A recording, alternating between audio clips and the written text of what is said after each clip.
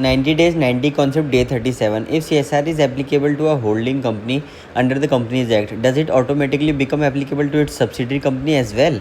So the answer is big no. आइए समझते हैं क्यों।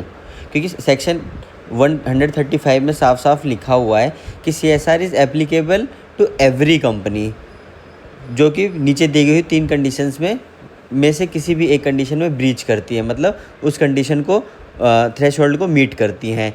तो इसका मतलब ये हुआ कि अगर नीचे दी गई हुई 3 कंडीशन में से किसी एक कंडीशन में कोई भी कंपनी फॉल करेगी तभी उस पर CSR की एप्लीकेबिलिटी आएगी, irrespective of holding subsidiary relation. तो इसमें क्या लिखा हुआ है, CSR is applicable only if every company individually meets any of the following threshold. कौन कौन से? Net worth 500 crore, turnover 1000 crore, net profit 5 crore. इसका मतलब क्या हुआ, CSR की जो एप्लीकेबिलिटी आती है वो इंडिविजुअल यानी कि स्टैंड अलोन फाइनेंशियल्स के बेसिस पे आती है, ना कि कंसोलिडेटेड फाइनेंशियल्स। आइए समझते हैं एक एग्जाम्पल से।